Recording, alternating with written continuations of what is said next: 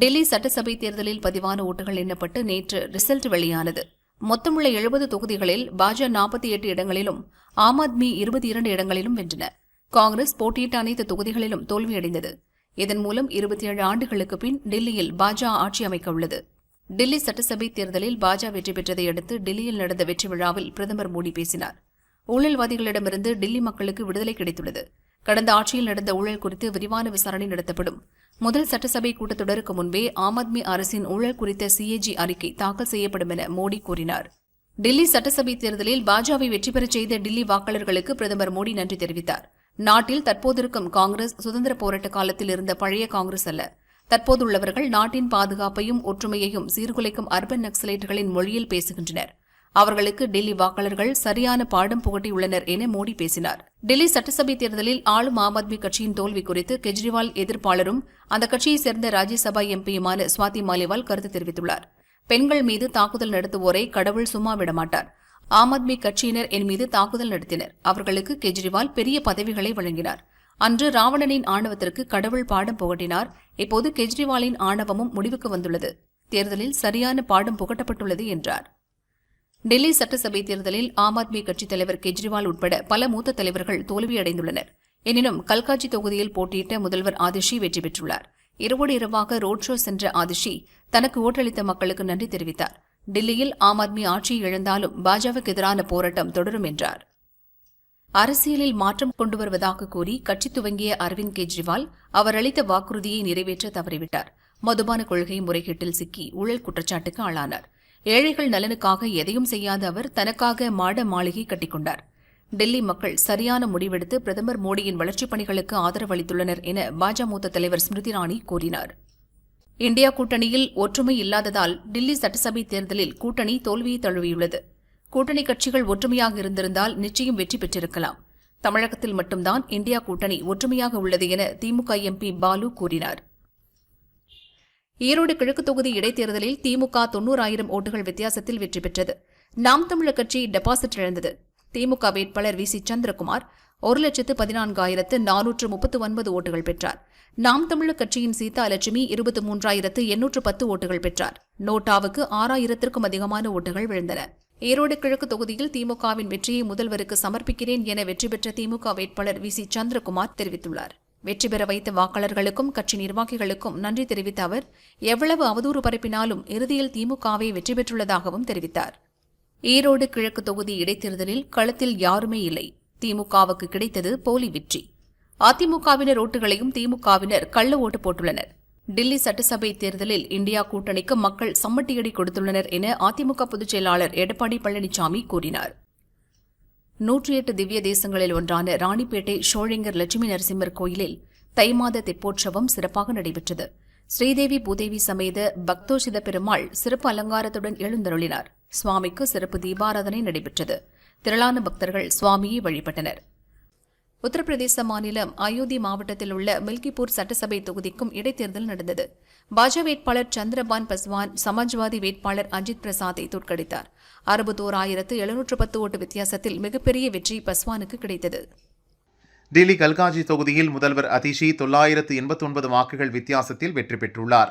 அரவிந்த் கெஜ்ரிவால் தோல்வியடைந்தார். டெல்லியில் பொய்களின் ஆட்சி முடிந்துவிட்டது, புதிய சகாப்தம் தொடங்கியுள்ளதாக மத்திய உள்துறை அமைச்சர் அமித்ஷா கூறியுள்ளார். இது ஈகோ மற்றும் அராஜகத்தின் தோல்வி. பிரதமர் மோடியின் தொலைநோக்கு பார்வைக்கு கிடைத்த வெற்றி. இனி பொய்யான வாக்குறுதிகளால் மக்களை ஏமாற்ற முடியாது எனவும் தெரிவித்தார். மக்களின் முடிவை பணிவுடன் ஏற்றுக்கொள்கிறேன் என டெல்லி முன்னாள் முதல்வர் அரவிந்த் கெஜ்ரிவால் தெரிவித்துள்ளார். மக்களுக்கு அளித்த வாக்குறுதிகளை பாரதிய ஜனதா நிறைவேற்றும் என நம்புகிறேன். ஆக்கப்பூர்வமான எதிர்க்கட்சியாக செயல்படுவது மட்டுமின்றி மக்களுடன் மக்களாக இருந்து மக்கள் பணியை தொடர்வோம் என்றார். டெல்லி தேர்தலில் ஆம் ஆத்மி தோற்றது பெரும் பின்னடைவுதான். மக்களின் ஆணையை ஏற்றுக்கொள்கிறோம் என டெல்லி முதல்வர் அதிஷி தெரிவித்தார். என் மீது நம்பிக்கை வைத்து ஓட்டு போட்டு ஜெயிக்க வைத்த கல்கஜி தொகுதி மக்களுக்கு நன்றி. ஆனால் இது கொண்டாட்டத்திற்கான நேரமில்லை. பாஜவுக்கு எதிரான போரை தொடர வேண்டிய நேரம் என அவர் கூறினார். பாஜவுக்கு ஒரு வரலாற்று சிறப்புமிக்க தீர்ப்பை டெல்லி மக்கள் வழங்கியுள்ளனர். ஜனநாயக கூட்டணியில் உள்ள கட்சிகள் பரப்பும் பிளவுபடுத்தும் அரசியலை விட நமது பிரதமர் மோடியின் வளர்ச்சி அரசியலை மக்கள் தேர்ந்தெடுத்துள்ளனர் என்பதை இன்றைய முடிவுகள் பிரதிபலிப்பதாக பாஜ மாநில தலைவர் அண்ணாமலை தெரிவித்துள்ளார். பெண்களுக்கு எதிராக தீங்கு செய்த ஆம் ஆத்மிக்கு கடவுள் சரியான தண்டனை கொடுத்துள்ளதாக ஆம் ஆத்மியின் ராஜ்யசபா எம்பி ஸ்வாதி மலிவால் தெரிவித்துள்ளார். பொய் சொன்னால் மக்கள் நம்பிவிடுவார்கள் என்ற எண்ணம்தான் ஆம் ஆத்மிக்கு இருக்கிறது என அவர் கூறினார். கெஜ்ரிவால் மது விற்பனை கொள்கைக்கு தான் முக்கியத்துவம் கொடுத்தார் என காந்தியவாதி அண்ணா ஹசாரி குற்றம் சாட்டினார். ஏன் அவர் மதுபான ஊழல் பிரச்சினையில் சிக்கினார்? ஏன் இந்த பிரச்சினை வந்தது? ஏனென்றால் பண ஆசையும் பதவி மோகமும் கெஜ்ரிவாலை ஆட்கொண்டு விட்டது என அண்ணா ஹசாரே கூறினார். டெல்லி தேர்தல் முடிவுகள் வருத்தம் அளிக்கிறது. இண்டி கூட்டணி பிளவால் பாரதிய ஜனதா டெல்லியில் வெற்றி பெற்றுள்ளது என சிபிஎம் கட்சி மாநில செயலாளர் சண்முகம் தெரிவித்தார். ஈரோடு இடைத்தேர்தல் போட்டியே இல்லாததால் திமுக வெற்றி பெற்றுள்ளது என அவர் கூறினார். இண்டி கூட்டணி கட்டுக்கோப்பாக இல்லை. ஆம் ஆத்மி, காங்கிரஸ் ஒற்றுமையாக இந்த தேர்தலை சந்திக்கவில்லை. இண்டி கூட்டணி தலைவர்கள் இதுகுறித்து விரைவில் கலந்தாய்வு செய்ய வேண்டும். இக்கூட்டணியில் இடம்பெற்றுள்ள கட்சிகள் ஈகோ பிரச்சினைகளை பின்னுக்கு தள்ளிவிட்டு நாட்டையும் மக்களையும் காப்பாற்றும் திசையில் சிந்திக்க வேண்டும் என விசிக தலைவர் திருமாவளவன் கூறியுள்ளார். மேலும் பார்லிமெண்ட் தேர்தலுக்கு மட்டுமல்ல, சட்டப்பேரவை தேர்தலுக்கும் இண்டி கூட்டணி ஒருங்கிணைந்து செயல்பட வேண்டிய தேவை உள்ளது என்றும் தெரிவித்தார். டெல்லியில் கிடைத்த வெற்றி இந்தியா முழுவதும் கிடைத்துவிடும் என கூற முடியாது. ஒவ்வொரு மாநிலத்திற்கும் பிரத்யேக தன்மை உள்ளது என முன்னாள் அமைச்சர் நத்தம் விஸ்வநாதன் தெரிவித்தார். டெல்லி மக்களின் மனநிலை வேறு. தமிழகத்தில் திமுக அதிமுக ஆட்சியை ஒப்பிட்டு பார்க்கலாம். அப்படி ஒப்பிட்டு பார்த்தால் பழனிசாமி 1000 மடங்கு மேலானவர் என அவர் கூறினார். டெல்லியில் அரவிந்த் கெஜ்ரிவால் கட்சியை மக்கள் தோற்கடித்திருக்கின்றார்களோ அதேபோல தமிழகத்தில் 2026ஆம் ஆண்டு தேர்தலில் திமுகவை அகற்றுவதற்காக மக்கள் தயாராகி கொண்டிருப்பதாக பாரதிய ஜனதா வேத சுப்பிரமணியம் கூறியுள்ளார். தமிழகத்தை பொறுத்தவரை சட்டம் ஒழுங்கு சிறப்பாக உள்ளது. இந்தியாவிலேயே சட்டம் ஒழுங்கு சிறப்பாக உள்ள மாநிலங்களில் தமிழகமும் ஒன்று என காங்கிரஸ் முன்னாள் தலைவர் KS அழகிரி கூறினார். திமுக சிறப்பான ஆட்சியை கொடுத்து கொண்டிருக்கிறது. ஸ்டாலின் மிகச்சிறந்த முதல்வராக இருக்கிறார் என்றும் தெரிவித்தார். பட்ஜெட்டில் பீகாருக்கும் ஆந்திராவிற்கும் தான் அதிகமான நிதியை ஒதுக்கியுள்ளார்கள். பாரதிய ஜனதா ஆட்சி இல்லாத மாநிலங்களையும் தமிழகத்தையும் வஞ்சிக்கிறார்கள் என விடுதலை சிறுத்தைகள் கட்சி தலைவர் திருமாவளவன் சொன்னார். நகராட்சி நிர்வாகத்துறைக்கு மட்டும் அரசு பணியாளர் தேர்வாணையத்தின் மூலமாக இல்லாமல் அண்ணா பல்கலைக்கழகத்தின் மூலமாக ஆள் தேர்வு நடத்துவது ஏன் என்றும், TNPSC மீது அரசுக்கு நம்பிக்கை இல்லையா அல்லது அண்ணா பல்கலைக்கழகம் தான் மிக மிக நேர்மையான அமைப்பா என பாமக தலைவர் அன்புமணி கேள்வி எழுப்பியுள்ளார். திருப்பரங்குன்றம் மலை மீது ஏற்கனவே இருந்த நடைமுறை நிறுத்தி வைக்கப்பட்டுள்ளது. அதை தொடரவே நான் வேண்டுகோள் விடுத்தேன் என ராமநாதபுரம் MP நவாஸ்கனி தெரிவித்தார். ஆனால் பிரச்சினைகளை வேறு ஏதோ திசையில் கொண்டு சென்று விட்டனர். நான் மற்ற மத சகோதரர்களுக்கு எதிரானவன் அல்ல. யாரையும் புண்படுத்தும் விதத்தில் நான் பேசுவதும் கிடையாது என அவர் கூறினார். 19 வயதுக்கு உட்பட்டோருக்கான மகளிர் T20 உலகக் கோப்பையை இந்திய அணி வெல்ல துணை புரிந்த தமிழக வீராங்கனை கமலினிக்கு ரூபாய் 25 லட்சம் ஊக்கத்தொகை வழங்க முதல்வர் ஸ்டாலின் உத்தரவிட்டுள்ளார். அதேபோல் டெல்லியில் நடந்த முதல் கோகோ உலகக் கோப்பையை வென்று சிறந்த ஆட்டக்காரர் விருதை பெற்ற தமிழக வீரர் சுப்பிரமணிக்கும் ரூபாய் 25 லட்சம் ஊக்கத்தொகை அறிவித்துள்ளார். தங்கம் விலை சமீப காலமாக ராக்கெட் வேகத்தில் உயர்ந்து வருவதால் தங்கம் விற்பனை 20% சரிவடைந்துள்ளது. 2025 ஆண்டு பிறந்து 1.5 மாதங்கள் கூட ஆகாத நிலையில் 6240 ரூபாய் அதிகரித்துள்ளது குறிப்பிடத்தக்கது. ஓடும் ரயிலில் பாலியல் துன்புறுத்தல் செய்யப்பட்டு கீழே தள்ளிவிடப்பட்ட கர்ப்பிணியின் வயிற்றிலிருந்த 4 மாத சிசுவின் இதய துடிப்பு நின்றுவிட்டதாக மருத்துவர்கள் தெரிவித்துள்ளனர். இறந்த சிசுவை அறுவை சிகிச்சை மூலம் அகற்ற மருத்துவர்கள் அறிவுறுத்தியுள்ளனர். அமெரிக்க வர்த்தக போரின் விரிவாக்கமாக அடுத்த வாரம் பரஸ்பர வரி விதிக்க திட்டமிட்டுள்ளேன். இதனால் மற்ற நாடுகளுடன் நாம் சமமாக நடத்தப்படுவோம். நாங்கள் அதிகமாக வரி வசூல் செய்ய விரும்பவில்லை என அமெரிக்க அதிபர் ட்ரம்ப் தெரிவித்துள்ளார். இது நியாயமான வழிதான். யாருக்கும் எந்த பாதிப்பும் ஏற்படாது. அவர்கள் எங்களிடம் கட்டணம் வசூல் செய்கிறார்கள், நாங்கள் அவர்களிடம் கட்டணம் வசூல் செய்கிறோம் என்றும் கூறியுள்ளார். பிரயாக்ராஜின் திரிவேணி சங்கமத்தில் மத்திய பிரதேச முதல்வர் மோகன் யாதவ் மற்றும் ராஜஸ்தான் முதல்வர் பஜன்லால் சர்மா ஆகியோர் புனித நீராடினர். இருவரும் ஒருவரின் ஒருவர் கரம் கோர்த்தபடி திரிவேணி சங்கமத்தில் மூழ்கி எழுந்தனர். மாபி முதல்வர் மோகன் யாதவ் கங்கையில் நீச்சலடித்து மகிழ்ந்தார். சிறுவர்களை கடித்த தெருநாயை பிடிக்கும் நடவடிக்கையில் மாநகராட்சி ஈடுபட்டு வருகிறது. தெருநாயை பிடித்த பின் இனக்கட்டுப்பாட்டு மையத்தில் கால்நடை மருத்துவரின் கண்காணிப்பில் வைக்கப்பட்டு கண்காணிக்க முடிவு செய்யப்பட்டுள்ளது. சாம்சங் தொழிற்சாலை ஊழியர்கள் 3 பேர் பணியிடை நீக்கம் செய்யப்பட்டதை கண்டித்த CITU ஊழியர்கள் 3வது நாளாக தொழிற்சாலை வளாகத்தில் உள்ளிருப்பு போராட்டத்தில் ஈடுபட்டனர். வள்ளலார் ஜோதி தினத்தை ஒட்டி புதுச்சேரியில் 11ஆம் தேதி அனைத்து மதுபான கடைகளையும் மூட புதுச்சேரி மாநில அரசு உத்தரவிட்டுள்ளது. மீறுபவர்கள் மீது நடவடிக்கை எடுக்கப்படும் என அறிவுறுத்தப்பட்டுள்ளது. சென்னையை சுற்றி 3 புதிய உயர்மட்ட சாலைகள் அமைக்கும் பணி அடுத்த ஆண்டு தொடங்கும் என மத்திய சாலை போக்குவரத்து மற்றும் நெடுஞ்சாலைத்துறை அமைச்சர் நிதின் கட்கரி தெரிவித்துள்ளார். திருச்சி ஸ்ரீரங்கம் ஸ்ரீ ரெங்கநாதர் கோவிலில் பூபதி திருநாள் எனப்படும் தைத்தேர் திருவிழா விமரிசையாக நடக்கிறது. 6ஆம் நாள் நிகழ்ச்சியில் நம்பெருமாள் யானை மண்டபத்திலிருந்து வெள்ளை யானை வாகனத்தில் எழுந்தருளி 4 உத்திர வீதிகளில் வீதி உலா வந்தார். வாகன மண்டபத்தில் எழுந்தருளி பக்தர்களுக்கு அருள் பாலித்தார். திரளான மக்கள் கலந்து கொண்டனர். சிவகங்கை மாவட்டம் தேவக்கோட்டை புனித அருளானந்தர் தேவாலயம் ஆலய திருவிழா கொடியேற்றம், புனிதர்கள் கெபி மற்றும் மணிக்கூண்டு திறப்பு விழா விமரிசையாக நடந்தது. நாளை புதுநன்மை சிறப்பு திருப்பலி நிகழ்ச்சியுடன் விழா நிறைவு பெறுகிறது. ஆத்ம நிர்பர் எனப்படும் பிரதமர் சுபநிதி திட்டத்தில் தமிழகத்தில் 3,99,000 பயனாளிகள் உள்ளனர் என திமுக எம்பி கனிமொழி கேள்விக்கு மத்திய வீட்டு வசதி மற்றும் நகர்ப்புற விவகாரத்துறையின் இணை அமைச்சர் தோகன் சாகு எழுத்துப்பூர்வமாக பதிலளித்துள்ளார். கோவை மாவட்டம் வால்பாறையிலிருந்து ஆழியார் வரையுள்ள சாலையில் பல்வேறு பகுதிகளில் யானைகள் உலா வருகிறது. பொதுமக்கள் பாதுகாப்பு கருதி வால்பாறை செல்ல ஆழியார் சோதனை சாவடியில் மாலை 6 மணி முதல் காலை 6 மணி வரை 2 வீலர்கள் செல்ல தடை விதிக்கப்பட்டுள்ளது. எங்கள் முடிவை பொதுமக்களும் ஊடகங்களும் மதிப்பார்கள் என நம்பினேன். ஆனால் அது நடக்கவில்லை. எங்களின் விவாகரத்து அனைவருக்கும் என்டர்டெயின்மெண்ட் ஆகிவிட்டது. எந்த நிகழ்ச்சிக்கு சென்றாலும் அதை பற்றியே கேட்கின்றனர் என நடிகை சமந்தாவுடனான டைவர்ஸ் குறித்து இன்றளவும் செய்திகள் வெளிவந்து கொண்டிருப்பதாக நடிகர் நாக சைதன்யா ஆதங்கத்துடன் கூறியுள்ளார். தருமபுரி மாவட்டம் பென்னாகரம் புதிய பஸ் ஸ்டாண்டில் உள்ள 58 புதிய கடைகள் நீண்ட நாட்களாக ஏலம் விடப்படாமல் பூட்டியே இருப்பதால் மர்ம நபர்கள் சிலர் கடைகளின் முன் சிறுநீர் கழிப்பது போன்ற செயல்களில் ஈடுபடுவதால் வியாபாரிகளும் பொதுமக்களும் பாதிக்கப்படுகின்றனர். விரைவில் கடைகளை ஏலம் விட வேண்டும் என கோரிக்கை விடுத்தனர். விருதுநகர் மாவட்டம் ஸ்ரீவில்லிபுத்தூர் இலந்தை குளத்தைச் சேர்ந்த ராணுவ வீரர் செந்தில் முருகன், வயது 32, லீவுக்கு ஊருக்கு வந்தவர் கஞ்சா விற்றுள்ளார். 750 கிராம் கஞ்சாவை பறிமுதல் செய்த போலீசார் செந்தில் முருகனை கைது செய்து விசாரிக்கின்றனர். தமிழகத்தில் முதல்வர் மருந்தகம் திறக்கப்படுவதால் அம்மா மருந்தகங்கள் மூடப்படாது என கூட்டுறவு, உணவு மற்றும் நுகர்வோர் பாதுகாப்புத்துறை அரசு கூடுதல் தலைமைச் செயலாளர் ராதாகிருஷ்ணன் தெரிவித்தார். முதல்வர் மருந்தகம் இந்த மாதம் இறுதிக்குள் துவக்கி வைக்கப்படும். 186 தரமுள்ள மருந்துகள் விற்கப்படும் என அவர் கூறினார். 2024 ஜூன் மாதத்தில் T20 உலகக்கோப்பை வென்ற இந்திய அணி வீரர்கள் மற்றும் பயிற்சியாளர்கள் அனைவருக்கும் தலா ஒரு வைர மோதிரத்தை BCCI பரிசளித்துள்ளது. அந்த மோதிரத்தில் குறிப்பிட்ட வீரரின் பெயர், ஜெர்சி எண் மற்றும் போட்டிகளில் அவர் அடித்த ரன்கள், விக்கெட்டுகள் ஆகியவையும் பொறிக்கப்பட்டுள்ளன.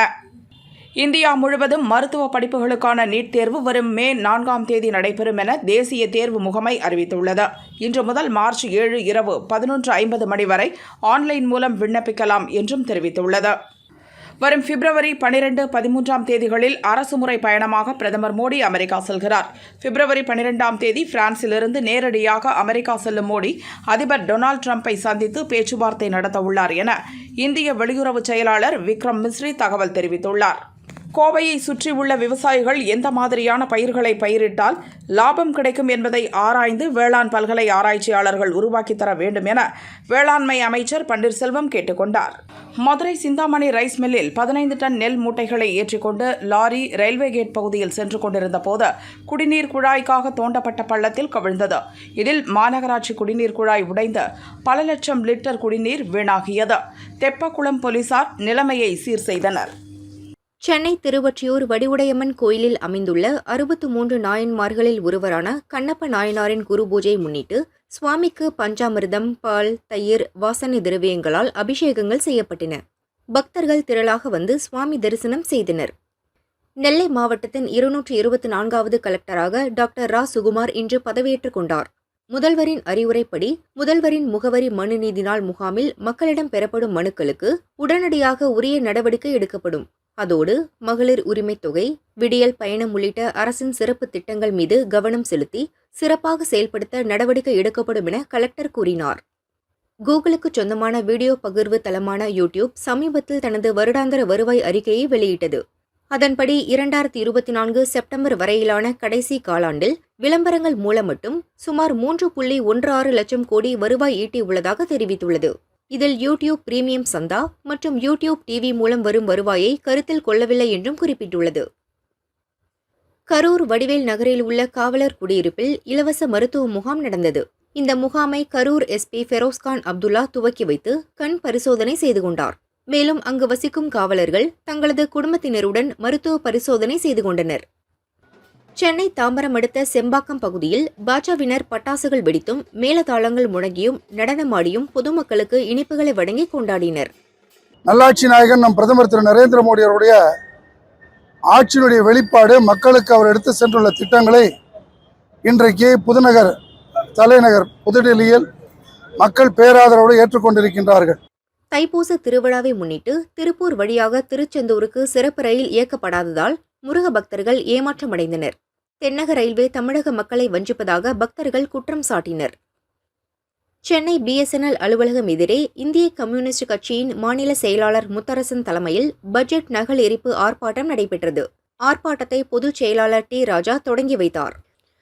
வணிக வரித்துறையும் பதிவுத்துறையும் மிகப்பெரிய அளவில் வருவாயை அரசுக்கு ஈட்டித் தந்தால்தான் மக்கள் நலப்பணிகள் செய்ய வசதியாக இருக்கும் என அமைச்சர் மூர்த்தி கூறினார். பொதுமக்கள் தங்களது சேமிப்பை மற்றவற்றில் முதலீடு செய்வதை விட நிலங்கள், மனைகளில் முதலீடு செய்தால் நல்ல பலன் கிடைக்கும் என்றும் தெரிவித்தார்.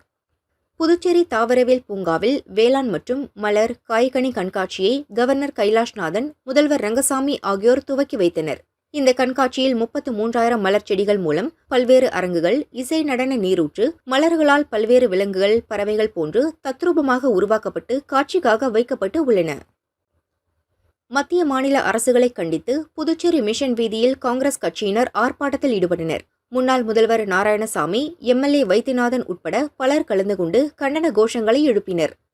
திருப்பத்தூர் அடுத்த மேற்கத்தியனூர் புளியம்பட்டி பகுதியைச் சேர்ந்த ஊராட்சி துணைத் தலைவர் திருப்பதி மற்றும் அவரது மனைவி வசந்தியை மர்ம நபர்கள் அரிவாளால் வெட்டியதில் வசந்தி இறந்தார். இது தொடர்பாக ரேணு, அவரது நண்பர் கெவின் ஆகியோரை போலீசார் கைது செய்தனர். தனது தாய்க்கு பாலியல் தொல்லை கொடுத்ததால் ரேணு திருப்பதியை வெட்டியது தெரியவந்தது.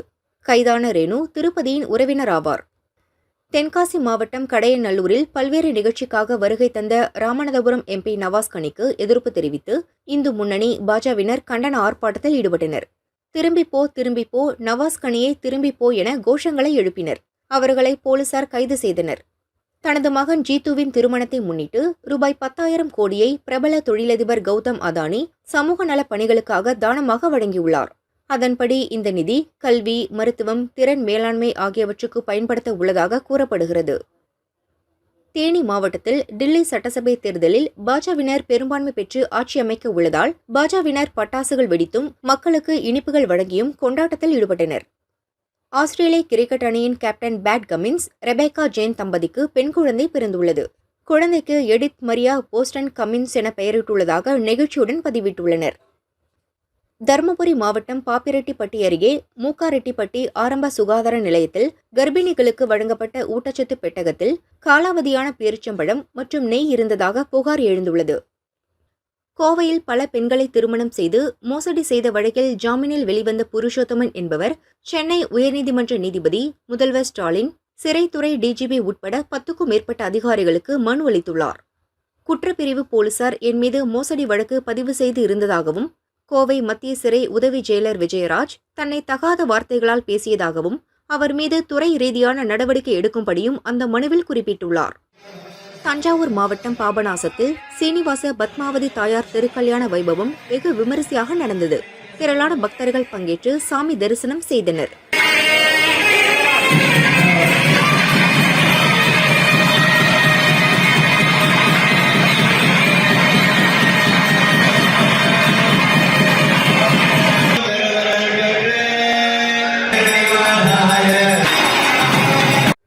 உத்தரகாண்டில் நடந்த தேசிய யோகா நடன போட்டியில் கோவையைச் சேர்ந்த வைஷ்ணவி என்ற மாணவி பங்கேற்று வெண்கலப் பதக்கம் வென்று சாதனை படைத்துள்ளார். வைஷ்ணவிக்கு பலரும் பாராட்டுகளை தெரிவித்து வருகின்றனர். தன்னை ஊக்குவித்த தமிழக விளையாட்டுத் துறைக்கு வைஷ்ணவி நன்றி தெரிவித்து நெகிழ்ந்தார். டெல்லியில் பாரதிய ஜனதா கட்சி வெற்றி பெற்றதைத் தொடர்ந்து பெரம்பலூர் புது பஸ் ஸ்டாண்டில் கட்சியின் மாவட்ட தலைவர் முத்தமிழ் செல்வன் தலைமையில் பட்டாசு வெடித்து பொதுமக்களுக்கு இனிப்புகள் வழங்கி கொண்டாடினர். தேனி மாவட்டம் கூடலூர் லோயர் கேம்பில் தமிழக கேரளா எல்லையை பெரியார் வைகை பாசன விவசாய சங்கத்தினர் சங்க ஒருங்கிணைப்பாளர் அன்வர் பாலசிங்கம் தலைமையில் முற்றுகையிடும் போராட்டம் நடத்தினர். சுப்ரீம் கோர்ட் கொடுத்த தீர்ப்பை கேரள அரசு அமல்படுத்த வேண்டுமென கோரியும், முல்லை பெரியாறு அணையில் 152 அடி தண்ணீர் தேக்க கோரியும் வலியுறுத்தினர். திருப்பூரில் PAP பாசன வாய்க்காலை சீரமைக்காமல் தண்ணீர் திறந்துவிடப்பட்டுள்ளது. இதனால் பிளாஸ்டிக் குப்பைகள், காய்ந்த இலைகள் என வாய்க்காலில் பரவியுள்ளதால் தண்ணீர் செல்ல வழியின்றி வீணாக சாலையில் ஓடுகிறது. உடனே வாய்க்காலை சுத்தப்படுத்தி தண்ணீர் வீணாவதை தடுக்க வேண்டும் என அப்பகுதி மக்கள் கோரிக்கை விடுத்தனர். டெல்லி சட்டமன்ற தேர்தலில் பாஜக வெற்றி பெற்றதை அடுத்து நாமக்கல்லில் மணிக்குண்டு அருகே பாஜகவினர் பட்டாசு வெடித்து இனிப்புகள் வழங்கி கொண்டாடினர். தேனி மாவட்டம் உப்புக்கோட்டை வரதராஜ பெருமாள் கோயிலில் கும்பாபிஷேகம் நடத்துவதில் ஏற்பட்ட பிரச்சனையால் கிராம மக்கள் கோயிலை அடைத்து தர்ணா போராட்டத்தில் ஈடுபட்டனர். போலீசார் மற்றும் இந்து சமய அறநிலையத்துறை அதிகாரிகள் போராட்டத்தில் ஈடுபட்டு வரும் மக்களிடம் பேச்சுவார்த்தை நடத்திய பின் கலைந்து சென்றனர். நாம் ஆராய்ச்சி செய்து கொண்டு வரும் நெல்லை அனைத்து மாநில மக்களும் சாப்பிட வேண்டும் என கோவை தமிழ்நாடு வேளாண்மை பல்கலைக்கழகத்தில் நடந்த 7வது மலர் கண்காட்சியில் வேளாண்மை உழவர் நலத்துறை அமைச்சர் MRK பன்னீர்செல்வம் தெரிவித்தார். அதேபோல் குறைந்த நாட்களில் விளையக்கூடிய நல்ல பலன் தரக்கூடிய பயிர்களை ஆராய்ச்சி செய்து மக்களுக்கு கொடுக்க வேண்டும். வேளாண் பல்கலையில் மேற்கொள்ளப்படும் ஒவ்வொரு ஆராய்ச்சியும் மக்களுக்கு பயனளிக்கக்கூடியவையாக இருக்க வேண்டும் என பேசினார். ஓசூர் ராம்நகரில் இந்திய கம்யூனிஸ்ட் மற்றும் அனைத்து இந்திய இளைஞர் பெருமன்றத்தினர் நடத்திய பட்ஜெட் நகல் எரிப்பு ஆர்ப்பாட்டத்தில் மத்திய அரசின் பட்ஜெட் நகலை எரித்து கண்டன கோஷங்களை எழுப்பினர். மேலும் அந்த போராட்டத்தில் பள்ளி மாணவியை வன்கொடுமை செய்த ஆசிரியர்களுக்கு மரண தண்டனை வழங்க வேண்டும் என வலியுறுத்தினர். பர்மா பஜாரில் சட்டவிரோதமாக விற்க வைத்திருந்த 806 வெளிநாட்டு மது பாட்டில்களை மதுவிலக்கு அமலாக்க பிரிவு போலீசார் கடந்த 2021ஆம் ஆண்டு பறிமுதல் செய்தனர். பறிமுதல் செய்யப்பட்ட மது பாட்டில்களை அழிக்குமாறு கோர்ட் உத்தரவிட்டது. இன்று கொடுங்கையூர் குப்பை கிடங்கில் பறிமுதல் செய்யப்பட்ட 806 வெளிநாட்டு மது பாட்டில்களும் அழிக்கப்பட்டது. பொன்னேரி அருகே நண்பர்களுடன் குளத்தில் குளித்த 10 வயது சிறுவன் நீரில் மூழ்கி மரணமடைந்தான். இந்த சம்பவம் குறித்து போலீசார் விசாரிக்கின்றனர். டெல்லி தேர்தலில் பாரதிய ஜனதா பெரும்பான்மை பெற்று ஆட்சியை பிடித்ததை அடுத்து நாடு முழுவதும் பாரதிய ஜனதாவினர் பட்டாசு வெடித்து கொண்டாடி வருகின்றனர். விருதுநகர் மாவட்ட பாஜகவினர் விருதுநகர் அம்மன் கோயில் திடல் முன்பு மாவட்ட தலைவர் பாண்டரங்கன் தலைமையில் பட்டாசு வெடித்து கொண்டாடினர். அப்பகுதியில் உள்ள மக்களுக்கு இனிப்புகள் வழங்கி வெற்றி கோஷமிட்டு மகிழ்ந்தனர். தொடர்ந்து நகர் முழுவதும் ஊர்வலமாக சென்று பட்டாசுகள் வெடித்தும் இனிப்புகள் வழங்கியும் கொண்டாடினர். அரசு ஊழியர்களுக்கு திமுக அரசு அளித்த தேர்தல் வாக்குறுதியை நிறைவேற்றாமல் திட்டமிட்டு ஏமாற்றி வருவதாக மேட்டுப்பாளையத்தில் தமிழக ஆரம்ப பள்ளி ஆசிரியர்கள் கூட்டணி சங்க மாநில பொதுச் செயலாளர் மயில் குற்றம் சாட்டி பேசினார். கோவை மாநகராட்சியின் செயல்பாடுகளை கோவை திமுக MP கணபதி ராஜ்குமார் கடுமையாக விமர்சித்துள்ளார். வரி வசூலில் பில் கலெக்டர்கள் சரியாக செயல்படவில்லை என்றால் அவர்களுக்கு அடுத்து மாறுதல்தான் கிடைக்கும் எனவும் கூறினார். வரலாற்று சிறப்புமிக்க வெற்றியை வழங்கியுள்ள டில்லி மக்களுக்கு தலைவணங்குகிறேன் என பிரதமர் மோடி தெரிவித்துள்ளார். டில்லியின் அனைத்து துறை வளர்ச்சிக்கும் மக்களின் வாழ்க்கையை மேம்படுத்துவதற்கான எந்த வாய்ப்பையும் விட்டுவிட மாட்டோம் என உத்தரவாதம் அளித்தார். திருச்செந்தூர் சுப்பிரமணிய சுவாமி கோயில் உண்டியல் எண்ணப்பட்டது. ரூபாய் 2,51,86,242 பிப்ரவரி மாதம் காணிக்கையாக கிடைத்துள்ளது. தங்கம் 1040 கிராமும், வெள்ளி 20,800 கிராமும், 1248 வெளிநாட்டு பணமும் பக்தர்கள் காணிக்கையாக செலுத்தியிருந்தனர். சாதிவாரி கணக்கெடுப்பை மத்திய அரசாங்கம்தான் எடுக்க வேண்டும். 2021இல் மத்திய அரசாங்கம் மக்கள் தொகை கணக்கெடுப்பு எடுத்திருக்க வேண்டும் என பிற்படுத்தோர் நலத்துறை அமைச்சர் மெய்யநாதன் தெரிவித்தார். 3 ஆண்டுகளை கடந்து மக்கள் தொகை கணக்கெடுப்பு எடுக்கவில்லை. மாநில அரசு எடுக்கின்ற புள்ளி விவரங்களை வைத்து ஒன்றும் செய்ய முடியாது. நீதிமன்றங்கள் அந்த கணக்கெடுப்பை தள்ளுபடி செய்கின்றன என அவர் கூறினார். அஜித், த்ரிஷா, அர்ஜுன், ஆரவ், ரெஜினா ஆகியோர் நடித்த விடாமுயற்சி படம் வெளியாகி கலவையான விமர்சனத்தை பெற்றுள்ளது. இப்படம் பற்றி இயக்குநர் மகள் திருமேனி கூறுகையில், என் மீது வைத்த நம்பிக்கைக்காக அஜித்துக்கு நன்றி. பெண்களை மதிக்கும் ஒரு படத்தில் நடிக்க அவர் விரும்புவதாக கூறினார். இருந்தாலும் அஜித் போன்ற மாஸ் நடிகருக்கான கமர்ஷியல் விஷயங்களை ரசிகர்கள் எதிர்பார்ப்பார்களே என்ற எண்ணம் இருந்தது. ஆனால் அஜித் அதை வேண்டாம் என மறுத்துவிட்டார். சரியான படத்தில் நடிக்கும்போது என் ரசிகர்கள் நிச்சயம் ஏற்பார்கள் என்ற நம்பிக்கை உள்ளது என்றார். அந்த நம்பிக்கை சரியானது என்பது படம் வெளியான பின் உணர முடிந்தது என்று தெரிவித்துள்ளார். தமிழில் காதல் சொல்ல வந்தேன், உயர் திரு 420 உள்ளிட்ட படங்களில் நடித்தவர் மேக்னா ராஜ். கன்னட நடிகர் சிரஞ்சீவி சார்ஜாவை 2018இல் திருமணம் செய்தார். நிறைமாத கர்ப்பிணியாக இருந்தபோது 2020இல் சிரஞ்சீவி மாரடைப்பால் இருந்தார். இவருக்கு ராயன் என்ற ஆண் குழந்தை உள்ளது. சினிமாவை விட்டு சில காலம் விலகியிருந்த இவர் மீண்டும் படங்களில் நடிக்கிறார். இந்நிலையில் 8 ஆண்டுகளுக்கு பின் மீண்டும் மலையாள சினிமாவில் சுரேஷ் கோபி நடிக்கும் புதிய படத்தில் முக்கிய வேடத்தில் நடிக்க இணைந்துள்ளார். தாய் வீட்டிற்கு திரும்பிய அனுபவம் இருந்தது என்கிறார் மேக்னா. தமிழில் அவள் பெயர் தமிழரசி, வீரம் உள்ளிட்ட படங்களில் நடித்தவர் மனோ சித்ரா. அதன் பின் இவர் படங்களில் பெரிய அளவில் ஜொலிக்கவில்லை. இதுபற்றி இவர் கூறுகையில், வீரம் படத்தின் கதையை என்னிடம் கூறியபோது தமன்னா பாதியில் இறந்து விடுவார். அதன் பின் நீங்கள்தான் அஜித்துக்கு ஜோடி என்றனர். ஆனால் பின்னர் கதையை மாற்றிவிட்டனர். ஆனாலும் அஜித்துக்காக நடித்தேன். இதனால் என் சினிமா வாழ்க்கை பாதிப்படைந்தது என்றார். ராகவா லாரன்ஸ் இயக்கி நடித்து ஹிட்டடித்த படம் காஞ்சனா. பேய் பட சீரீஸில் இதுவரை 3 பாகங்கள் வெளியாகிவிட்டன. இதன் 4ஆம் பாகத்திற்கான பணிகள் நடந்து வந்தன. பூஜா ஹெக்டே நாயகியாக நடிக்க இன்னொரு நாயகியாக நோரா பதேகி நடிக்கிறார்.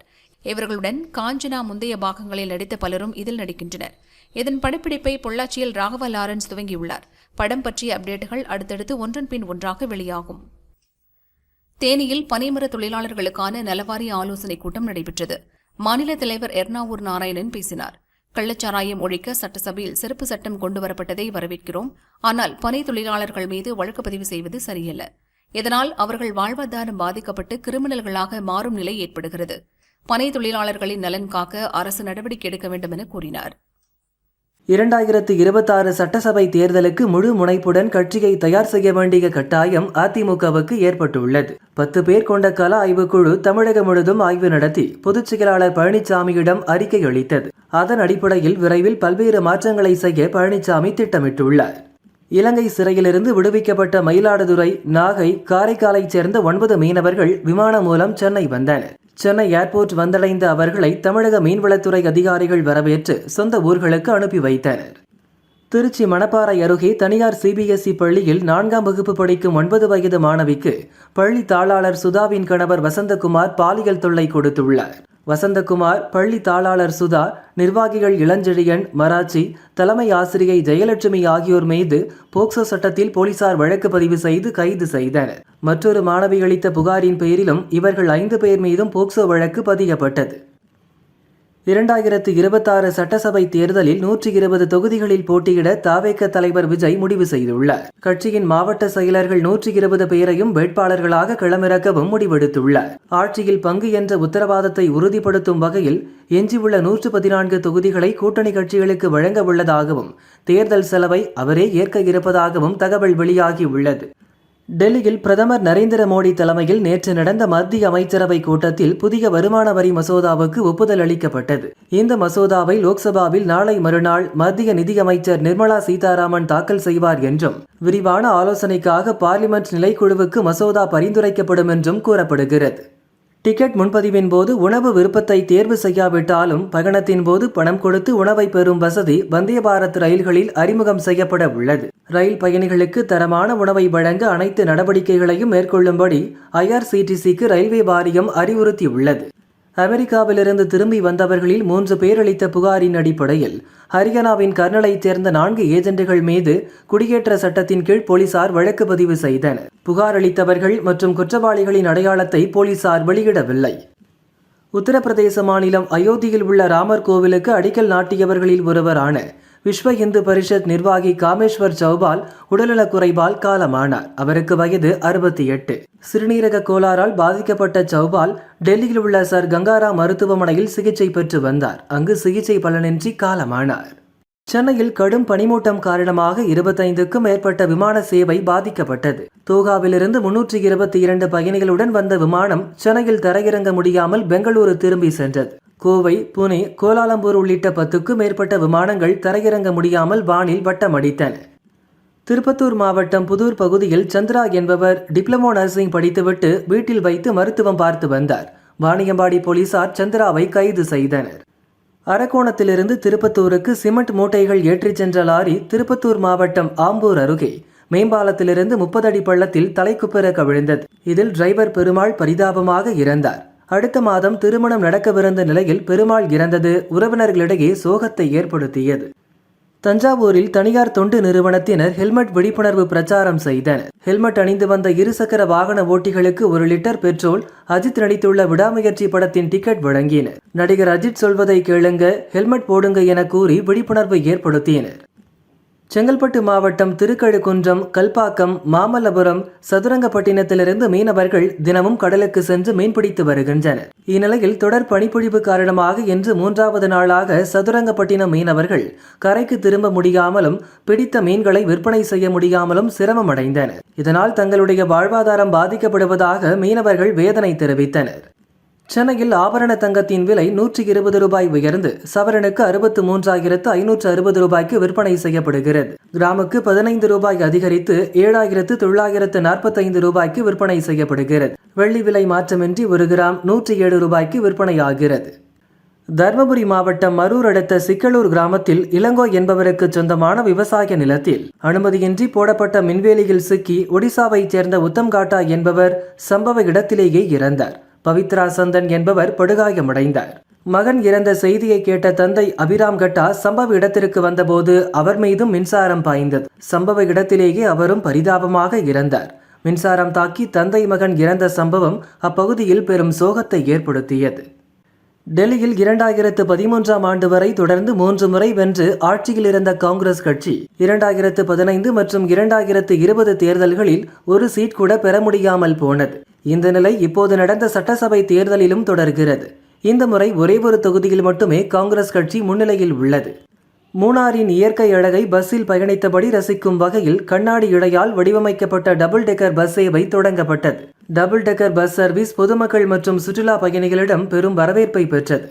நாமக்கல் மாவட்டம் ராசிபுரம் சேலம் மேம்பாலத்தின் கீழே காலாவதியான மருந்து மாத்திரைகள் கொட்டப்பட்டிருப்பதாக ராசிபுரம் வட்டாட்சியருக்கு தகவல் கிடைத்தது. நகராட்சி அதிகாரிகளுடன் ஸ்பாட்டிற்கு விரைந்த வட்டாட்சியர் மாத்திரைகளை ஆய்வு செய்தார். கொட்டப்பட்டிருந்தது காய்ச்சல், சளி மற்றும் வலி நிவாரண மாத்திரைகள் என தெரிய வந்தது. சிசிடிவி காட்சிகளை ஆய்வு செய்ததில் மொத்த மருந்து விற்பனையாளரான செந்தில்குமார் என்பவர் மருந்துகளை வீசியுள்ளார் என தெரிய வந்தது. அவருக்கு 25,000 ரூபாய் அபராதம் விதித்ததுடன் பொது இடங்களில் மருந்துகளை வீசக்கூடாது என எச்சரித்து சென்றனர். கரூர் மாவட்டம் குளித்தலை, லாலாப்பேட்டை, கிருஷ்ணராயபுரம், புலியூர் உள்ளிட்ட பல்வேறு பகுதிகளில் கடும் பனிப்பொழிவு நிலவியதால் பொதுமக்கள் அவதிக்குள்ளாகினர். சாலைகளை அடர்ந்த பனி மூடியதால் வாகன ஓட்டிகள் முகப்பு விளக்குகளை எரியவிட்டு சென்றனர். உத்தரப்பிரதேச பிரயாக்ராஜின் மகா கும்பமேளாவுக்கு வருகை தந்த பீகார் கவர்னர் ஆரிஃப் முகமது கான் திரிவேணி சங்கமத்தில் புனித நீராடினார். தொடர்ந்து முக்கூடலில் நடைபெற்ற ஆரத்தியிலும் கலந்து கொண்ட அவர் சனாதன கலாச்சாரத்தை பாராட்டினார். குன்றத்தூரில் கும்பாபிஷேகம் நடந்த பெருமாள் கோவில் திறக்க தாமதம் ஏற்பட்டதால் நகரமன்ற உறுப்பினர் சாலையில் படுத்து ஆர்ப்பாட்டம் நடத்தினார். பக்தர்கள் கோயில் குருக்களுடன் வாக்குவாதத்தில் ஈடுபட்டதால் பரபரப்பு ஏற்பட்டது.